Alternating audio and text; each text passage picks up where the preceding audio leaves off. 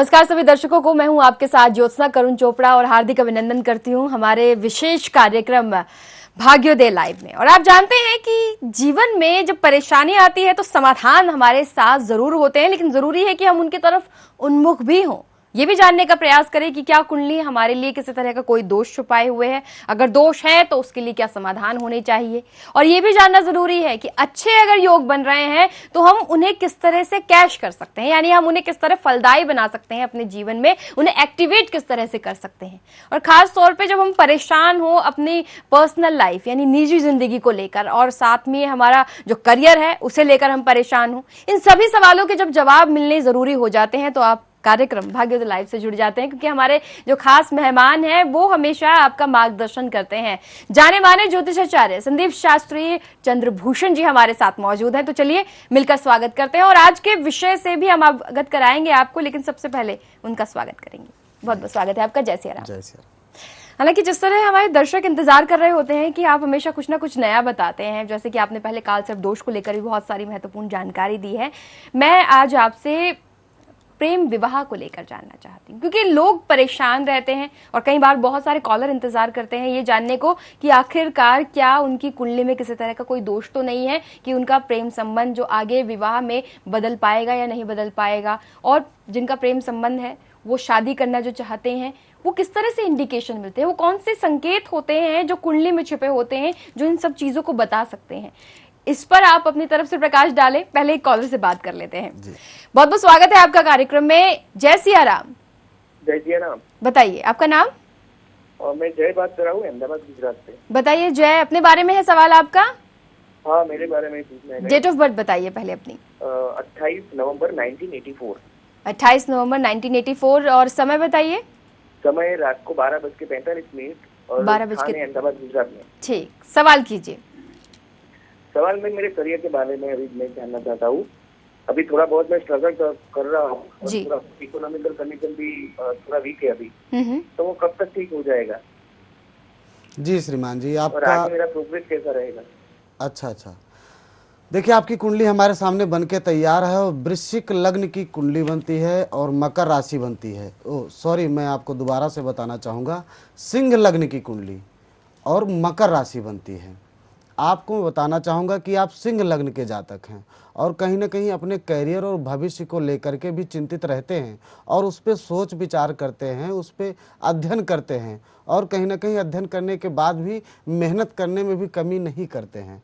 ये आपके लिए बहुत अच्छी बात है और कहीं ना कहीं ये आपका जो हैबिट है, ये आपकी आदत जो है, ये आपको बहुत आगे ले जाएगी। मैं आपको बता देना चाहूँगा कि लगन के स्वामी जो कि कुंडली में सूर्य बनते हैं और सूर्य आपकी कुंडली में चतुर्थ स्थान पे केतु के साथ बैठे हुए हैं। सूर्य जब भी कहीं केंद्र में पीड़ित होते हैं या किसी अशुभ ग्रह से दृष्ट होते हैं अथवा लग्न में या कहीं केंद्र में किसी भी स्थान पे बैठते हैं अशुभ ग्रह के साथ, तो ऐसी परिस्थिति में सूर्य से संबंधित सुख कम मिलते हैं।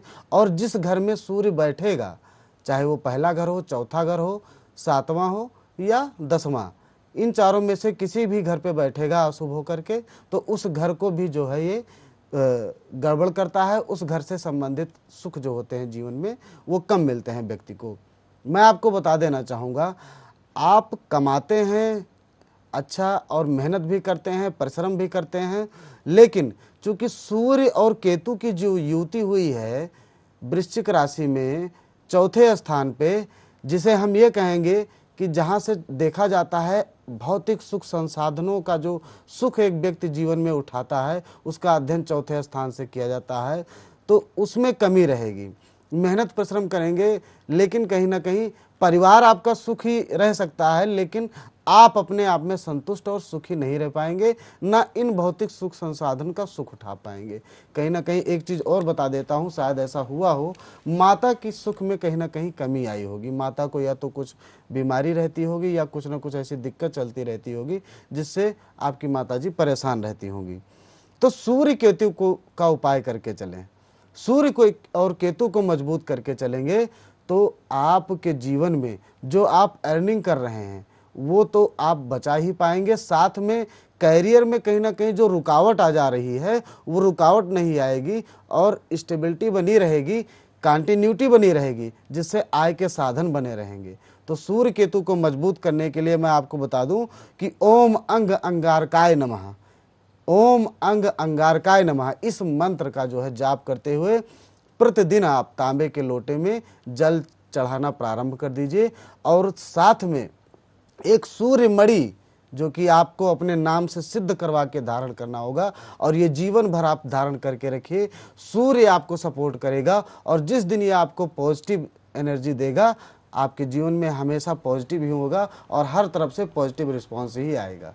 चलिए, फिलहाल उपाय आपको बता दिया है जय। और अगर आप परेशान अभी भी हैं, अभी भी आपको लगता है कि कहीं ना कहीं कुछ और जानना बाकी है, तो आप संपर्क साध सकते हैं। लाइव कार्यक्रम के बाद भी आप बात कर सकते हैं। संपर्क सूत्र आपकी स्क्रीन पर मौजूद है। आप बात कीजिए और जानने का प्रयास कीजिए कि आखिरकार आपकी कुंडली और कुछ क्या कुछ बताती है आपके बारे में। अगले कॉलर से बात कर लेते हैं। बहुत बहुत स्वागत है आपका कार्यक्रम में। जय सिया राम। जय सिया राम आचार्य जी। जय सिया राम, जय सिया राम। बताइए। शुभ नाम आपका? मेरा नाम मीरा है, मैं मुजफ्फरनगर से बोल रही हूँ। जी बताइए। मुझे अपनी भतीजी के बारे में पूछना है। आपकी भतीजी का नाम? उसका नाम है ज्योत्सना जी। और डेट ऑफ बर्थ बताइए। उसका है 4 मार्च 89। 4 मार्च 89। और समय? समय है 00:15। रात मतलब 4 स्टार्ट हो गई थी, 4 की तारीख। ठीक। और स्थान? स्थान है बनारस। बनारस यूपी। क्या जानना चाहती हैं? इसका वैवाहिक जीवन ठीक नहीं चल रहा है और इस टाइम मायके में है, तो क्या इसका वैवाहिक जीवन सुधर पाएगा या तलाक ही होगा? देखिए, मैं आपको बताना चाहूँगा श्रीमती जी कि आपकी जो भतीजी है, भतीजी की कुंडली जो हमारे सामने बन के तैयार है, वृश्चिक लग्न और धनु राशि। देखिए, मैं आपको बताना चाहूँगा कि वृश्चिक लग्न के जो जातक होते हैं, इस चीज़ को थोड़ा सा ध्यान से आप सुनिएगा और समझिएगा। ये हमेशा आप 99% ऐसे जातकों को देखेंगे जिनका लग्न वृश्चिक हो, थोड़ा सा चिड़चिड़े स्वभाव के होते हैं, और कभी भी ये अपने आप में किसी को जोड़ते नहीं हैं, हमेशा अपने आप को सर्वोपरि समझते हैं। चिड़चिड़ापन होने के साथ साथ में ये कभी किसी जैसे बहुत लोगों का आदत होता है कि किसी से भी बहुत जल्दी घुल मिल जाते हैं, मित्रता हो जाती है, मिले और हाथ मिलाया और जो है मित्रता हो गई, बातचीत हो गया। लेकिन ऐसे जातक जो होते हैं ये बहुत जल्दी घुल मिल नहीं पाते हैं लोगों से, और चिड़चिड़ेपन की वजह से कहीं ना कहीं इनके जीवन में कई प्रकार की व्याधियां भी आती हैं, कई प्रकार की समस्याएं भी आती हैं। ऐसे जातकों को जीवन में अनेक प्रकार के कष्ट उठाने पड़ते हैं। और रही बात विवाह की, तो विवाह का सबसे बड़ा कारण टूटने का यही है कि इनका चिड़चिड़ापन। जब तक इनका चिड़चिड़ापन नहीं दूर होगा, ये कहीं भी किसी से भी इनका संबंध अच्छा नहीं रहेगा। चाहे मायके में ही बात कर ले जाए तो मायके में भी इनका लोगों से तनातनी रहता होगा, हमेशा जो है किसी से बहुत अच्छा व्यवहार नहीं रहता होगा। तो मैं आपको बताना चाहूँगा, मंगल 7वें स्थान पे बैठा हुआ है, लगन का स्वामी है, अपने ही घर को देख रहा है, और अपने ही घर को देखेगा तो और मजबूत बनाएगा, गुस्सा भी आएगा इसको। लेकिन गुरु दिग्बली होकर के बैठा हुआ है, और गुरु जब दिग्बली होकर के 7वें घर में बैठ गया तो कहीं ना कहीं जो इसको ससुराल जो मिली होगी, इसको जो पति मिला होगा, बहुत ही अच्छा धार्मिक प्रकृति का पति मिला होगा, परिवार भी एक मजबूत परिवार मिला होगा। उसका लाभ नहीं उठा पा रही, उसका सबसे बड़ा कारण केवल इसकी कुंडली में मंगल है। मंगल को मजबूत करे, और मंगल को मजबूत करने के लिए सर्वारिष्ट का वैदिक जाप, जो कि 11 दिनों का एक वैदिक पूजन होता है, आप किसी भी वन अथवा जंगल में कराएं। न इसको आप घर पे कराएंगे, न किसी मंदिर में, किसी वन अथवा जंगल में कराएंगे तो इसके अनंत लाभ मिलते हैं और तुरंत लाभ मिलते हैं। ज़्यादा समय नहीं लगेगा, इसके अंदर जो चिड़चिड़ापन है वो दूर होता जाएगा और एक सौम्यता आएगी, और जब सौम्यता आएगी तो सहनशीलता भी आएगी और परिवार भी अच्छा से चलेगा। चलिए, फिलहाल जो उपाय बताया गया है उसे जरूर कर लीजिएगा, और साथ ही साथ और अन्यतर कुछ जानकारी चाहते हैं तो आप संपर्क साध सकते हैं। लाइव कार्यक्रम के बाद भी बात कर सकते हैं। संस्थान के संपर्क से तो लगातार खुले हुए हैं, आप वहां बात कीजिए, और अगर आप मुलाकात करना चाहें तो मुलाकात का समय भी ले सकते हैं। अगले कॉलर से बात करें, आपकी तरफ से थोड़ा सा प्रकाश चाहूंगी ताकि हमारे दर्शक जान सके कि प्रेम संबंध में आखिरकार वो कौन से ग्रह होते हैं और कौन से भाव होते हैं कुंडली के, जिनकी वजह से ये निश्चित हो जाता है कि व्यक्ति प्रेम में पड़ेगा और उसका आने वाला जो विवाह है वो प्रेम विवाह ही कहलाएगा। जी देखिए, पाराशर जी ने जो लिखा है उसके अनुसार प्रेम संबंध को एक हमारी भारतीय संस्कृति और जो ज्योतिष है इसमें जो है एक नीच कर्म माना गया है। कहने का तात्पर्य यह है कि विवाह के पहले बहुत लोग प्रेम संबंध बनाते हैं और हर प्रकार के जो है संबंध बनते हैं एक दूसरे में। ऐसी परिस्थिति तब आती है जब लग्नेश कहीं नीच का हो जाए अथवा छठे, आठवें अथवा 12वें में चले जाए। तो ऐसा व्यक्ति, आप अगर आपकी कुंडली में भी ऐसा है तो आप ध्यान दीजिएगा कि लग्नेश अगर नीच का है और छठे, आठवें अथवा 12वें में विराजमान है तो ऐसे जातक का प्रेम संबंध तो बनता ही बनता है और साथ में ऐसे जातक प्रेम विवाह भी करते हैं। चाहे परिवार वाले माने या ना माने, वो विवाह करेंगे ही करेंगे जब लग्नेश नीच का हो जाएगा। यहीं पे दूसरी तरफ प्रेम संबंध के योग कैसे बनते हैं इस चीज को भी समझ लीजिए आप लोग। प्रेम संबंध, किसी भी व्यक्ति का प्रेम संबंध बनेगा, सफल होने की बात वो अलग की हो गई, लेकिन प्रेम संबंध कैसे बनता है इसको समझना है। जब लग्न और सप्तम का संबंध होता है तब प्रेम संबंध बनता है। सप्तम और 5वें घर का संबंध होता है तब प्रेम संबंध बनता है।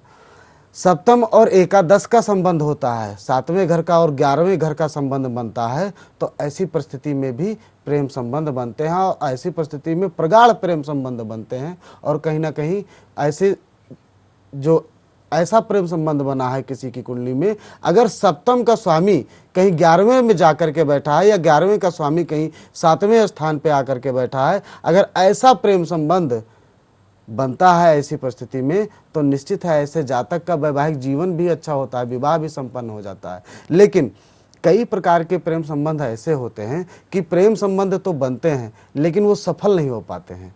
उसका सबसे बड़ा कारण क्या होता है कि कहीं ना कहीं आपका प्रेम संबंध जो बना रहा है, जो आपकी कुंडली में जो ग्रह बना रहे हैं, वो कहीं ना कहीं आपको पूर्ण रूप से सपोर्ट नहीं करते हैं। इसी वजह से आपका प्रेम संबंध बनता है, टूट जाता है। और दूसरी चीज़ क्या होती है कि जब आप विवाह वगैरह का भी प्रयास करते हैं तो सफल नहीं हो पाते हैं।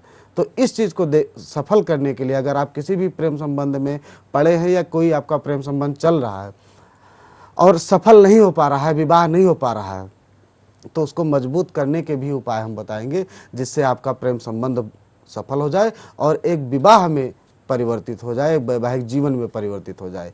सब लोगों ने समझ लिया होगा कि संबंध कैसे बनेगा। प्रेम संबंध लग्न और सप्तम का संबंध होता है तब बनता है, 7वें घर का और 5वें घर का संबंध होता है तब बनता है, और 7वें घर का और 11वें घर का होता है तब बनता है प्रेम संबंध। लेकिन ऐसे प्रेम संबंध जो होते हैं ये बहुत चलने वाले नहीं होते हैं, जल्दी टूट जाते हैं और ऐसे जातक एक से अधिक प्रेम संबंध भी बनाते हैं।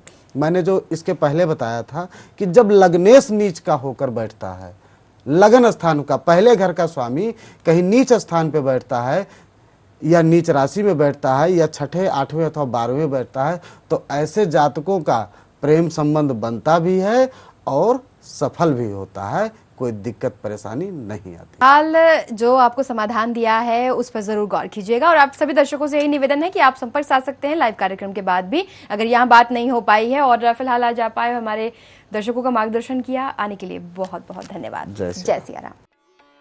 अगर आप घरेलू, पारिवारिक, आर्थिक, मानसिक एवं राजनीतिक समस्याओं के साथ गृह दोष, वास्तु दोष, काल सर्प दोष, पितृदोष से हैं परेशान और इन सभी समस्याओं का चाहते हैं ज्योतिषीय समाधान, तो पंडित संदीप शास्त्री चंद्रभूषण जी से संपर्क करें। पंडित जी से व्यक्तिगत मुलाकात, परामर्श तथा भाग्योदय लग्नांक कुंडली प्राप्त करने हेतु इन नंबरों पर कॉल करें।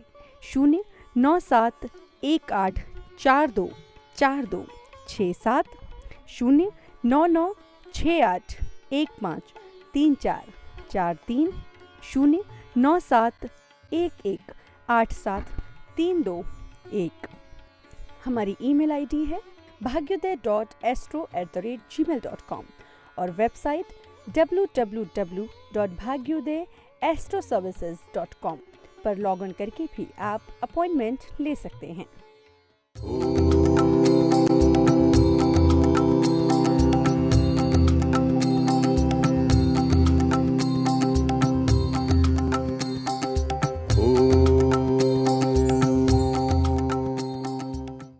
एहसास टीवी के कार्यक्रम को आगे देखने के लिए आप लॉग ऑन करें www.ehsastv.com पर। वीडियोकॉन D2H के लिए 484 नंबर पर देख सकते हैं, सिटी पे 88 नंबर पर, हैथवे पे 827 नंबर पर, डेन पे 863 नंबर पर और फास्टवे के 415 नंबर पर अब आप अपना एहसास टीवी चैनल देख सकते हैं।